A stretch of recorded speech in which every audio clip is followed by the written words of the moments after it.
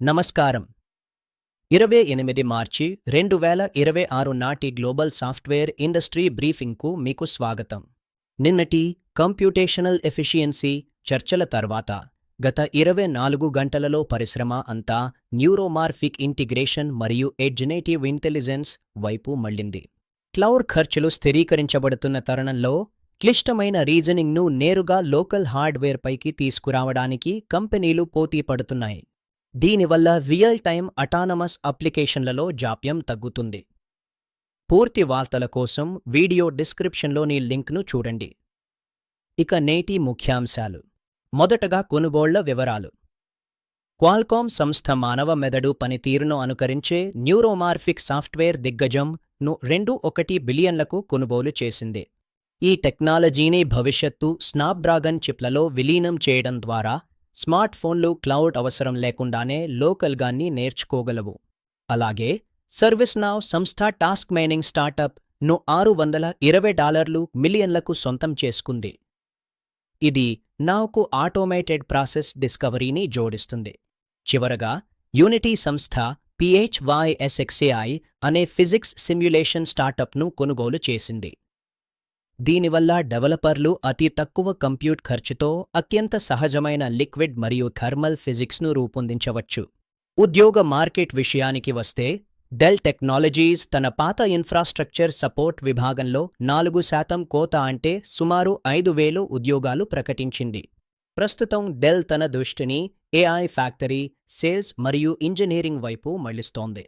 Sales force ఈ క్వార్టర్లో 1,200 మంది ఏజెంటిక్ సొల్యూషన్ ఆర్కిటెక్ట్స్ ను నియమించుకోనున్నట్లు తెలిపింది. వీరు మనుషుల అవసరం లేకుండా కస్టమర్ సర్వీస్ను మేనేజ్ చేసే అటానమస్ ఏజెంట్లను డిప్లాయ్ చేయడంలో సహాయపడతారు. మరోవైపు 2026 సస్టైనబిలిటీ నిబంధనల నేపథ్యంలో కోడ్ యొక్క విద్యుత్ వినియోగాన్ని ఆడిట్ చేసే గ్రీన్ సాఫ్ట్వేర్ ఇంజనీర్ల కోసం డిమాండ్ 40% పెరిగింది.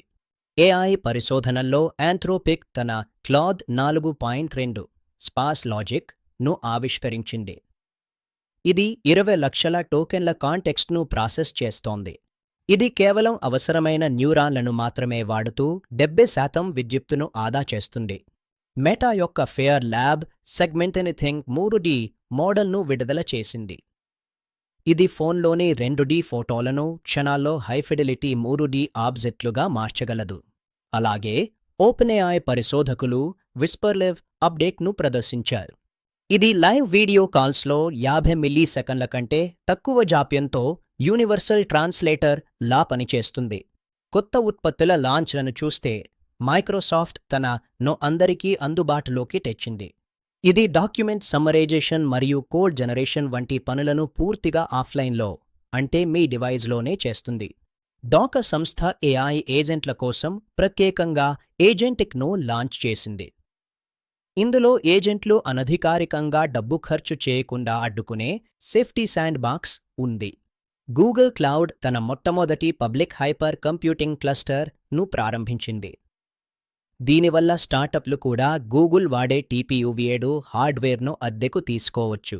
భాగస్వామ్యాల విషయానికి వస్తే శాంసంగ్ మరియు ఎన్విడియా కలిసి మొబైల్ డివైజ్ల కోసం థింకింగ్ ర్యామ్ ను రూపొందిస్తున్నాయి. ఇది ఎన్విడియా యొక్క స్మాల్ లాంగ్వేజ్ మోడల్స్ను నేరుగా మెమరీ చిప్లలో విలీనం చేస్తుంది. టెస్లా మరియు ఊబర్ ఒక సాఫ్ట్వేర్ ఒప్పందంపై సంతకం చేశాయి.